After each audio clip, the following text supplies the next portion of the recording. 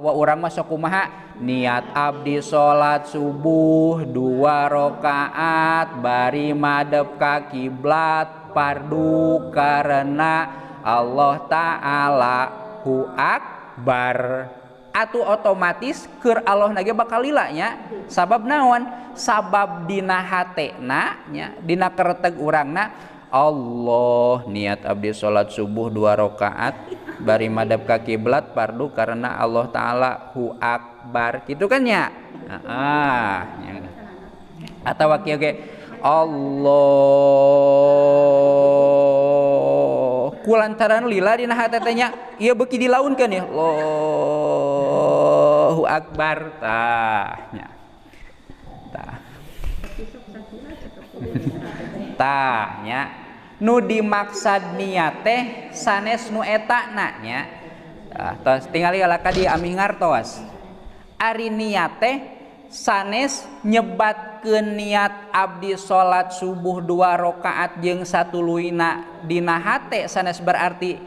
Allah niat abdi salat subuh 2 rakaat atawa nu pendekna canaknya nu tilu niat abdi salat fardu subuh eusina mah niat salat fardu subuh masing teu make abdi ge teu naon sinya niat salat fardu subuh da anu ngucapkeunna ge saha abdi gitu nya nu ngucapkeunna ge abdi urang nya niat naon salat fardu subuh berarti lamun teh mah dipenekan ku urang ieu dina masalah diucapkeun heula ku hate nya Allah niat abdi salat fardu subuh akbar beuki penek ya Allahu akbar ngan Allahu akbar tah ngan peda nu dimaksud niat nama sanes ngabahasakeun eta dina hate ku kereteg nya ari kereteg teh atuh obrolan hate nya sanes ku eta na niat teh tapi gaduh tujuanana nya gaduh tujuanana kumaha maksud gaduh tujuanana teh urang boga tujuan rek salat fardu subuh anapun ku urang rek dikeretegeun mangga wae nya cenah henteu dikeretegeun mangga cenah dikeretegeun mangga nu penting urang boga maksud rek salat fardu subuh ngamaksud rek salat fardu subuhnya bandinganana antara anu dikeretegeun jeung henteu tadi ibu teh di tukang di ditutu dina karpet tuluy leumpang ka dieu ka hareup tah kunaon ayeuna di hareup sabab tadi di tukang boga tujuan rek ka hareup ka dieu cik pasti tukang ka hareup ka dieu dikeretegeun teu dikeretegeun teu atawa ngan saukur aya tujuan dah henteu keur leumpang teh ayeuna abdi dina hate diobrolkeun teu ayeuna abdi bade ka payun diobrolkeun teu henteu tapi nepi ka hareup kan gara-gara naon aya tujuan ya gara-gara aya tujuan tah tujuan teh ngaranna qasdul fi'li nya lamun dina salat mah urang ge keur salat Allah dina hate teh henteu kudu niat abdi salat henteu kudu diobrolkeun dina hate ngan bade oge mangga nya da urang mah teu biasa nu teu diobrolkeun mah nya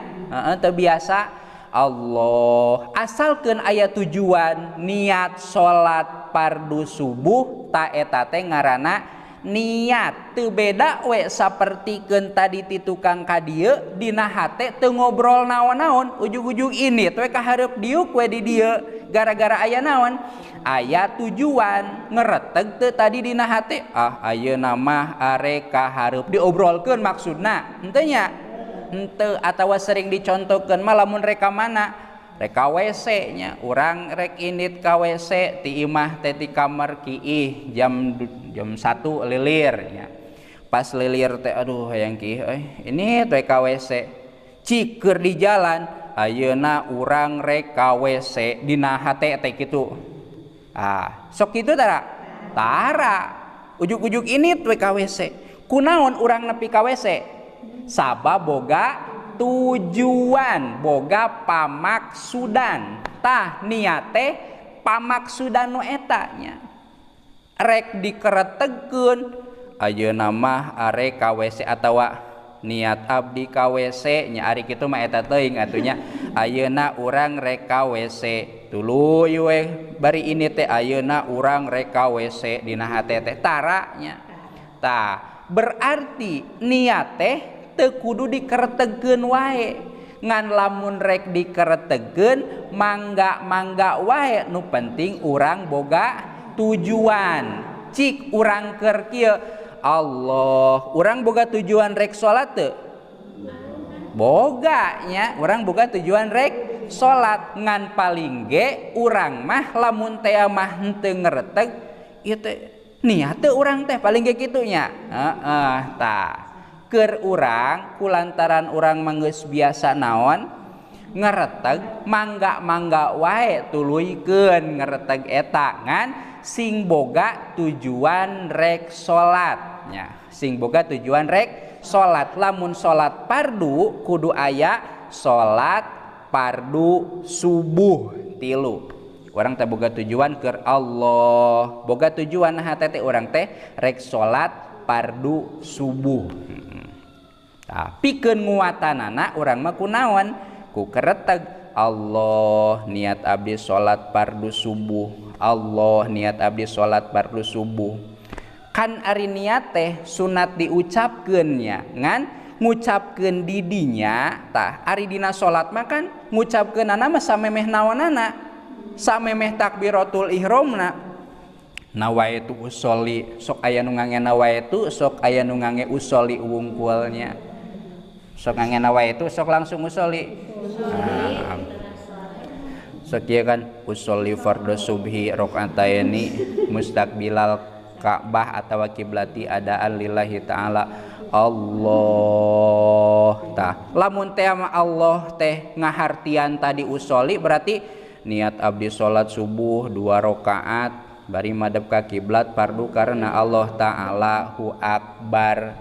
teu nanaon kitu bet mangga wae gitu mangga wae nu penting sajero maca Allahu Akbar urang boga tujuan salat lamun subuh berarti salat fardu subuh rek dikeretegkeun rek henteu mangga wae ngan anu ngajadikeun niat salat nama tujuanana sapertikeun tadi ka WC di jalan mah keur leumpang ka WC teh rek urang teh ayeuna mah rek indit ka WC dina hate teh rek nyebut kitu atawa langsung indit tetep ujung-ujungna mah urang nepi ka mana nepi ka WC engke bubar ti dieu baralik we ka imahna cik keur di jalan ayeuna urang rek balik ka imah dina hate teh ngobrolnya kadang osok kadang tara ngan ku henteu ngeureuteg kitu ku teu ngobrol ge urang teh tetep nepi ka mana ka imah ka bumi gara-gara naon boga tujuan tah eta teh ngaranna niat ari niat teh qasdul syai'i ngamaksud kana hiji perkara lamun balik ka imah mah ngamaksud balik ka imah muktaronan bipi'lihi bari dibarengan ku migawena ngamaksud balik bari ngageuleuyeung ceuk paribasana masing bari ulak ilik ge dina hate mah duh engke rek ka sawah nya keretegna mah tapi tujuanana balik ka imah anger we nepi ka imah tah jadi simpulna simpulna da ari urang mah niat teh ngeuretegnya mangga nya ngan anu ngajadikeun sahna salat teh sanes ku keretegna tapi ku tujuanana ngan keur ngabantu kana eta tujuan urang mah sok naon sok ngeureuteg ari ngeureuteg teh obrolan dina hate nya jiga ayeuna dina hatena teh kan ngarobrol ieu teh nya repeso teh kana letah dina hatena mah ngarobrolnya masing-masing ta eta obrolan eta teh ngaranna kereteg tah ari niat mah sanes nu eta nanya tapi gaduh tujuanana titik wasaniha setengah genepnya tos atuh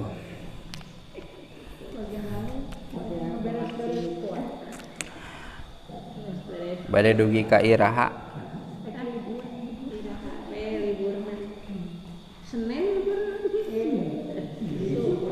bisi gaduh kasibukan heg teu enak bisi kieu ye nya ieu tos tinggal lah kapayun ieu teh sibuk loba pigaweun di imah teh ngan lamun teu ngaji ieu teh era urang teh tah bisi kitu nya ayeuna kan tereh lebaran biasana sok sagala diaya-ayakeun tah bisi teh mah ieu teh ari ngaji da loba pagawean ieu teh ari teu ngaji teu bisi disangka kumaha tah kitu tah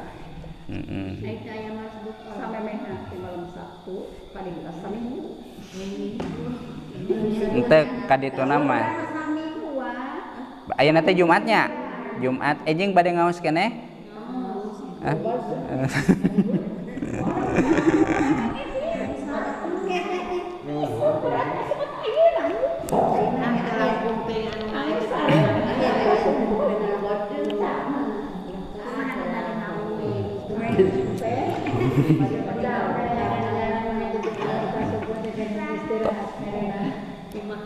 kieu tuh anu gaduh padamelan nya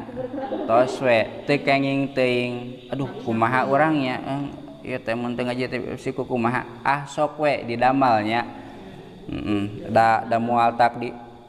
ka mana nya da moal nya moal di absen ieu nya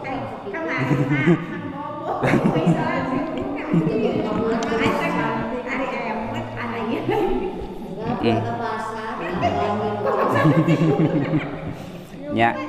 kitu we nya antasna mangke deui we geura keneh ieu pokona mah cenah nyalse kantun sumping cenah riweuh nging teuing ka dieu nya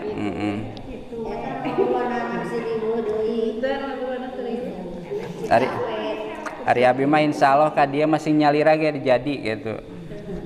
jeung HP we tawasnya wallahu a'lam bissawab rabbin fa'na bima 'allamtana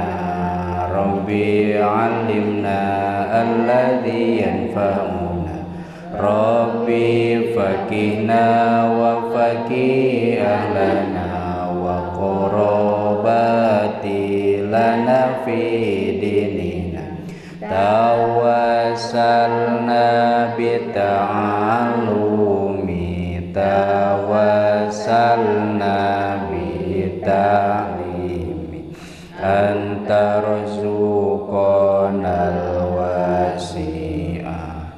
wa anta rizqanal amanah abdi tawasul ku pangaosan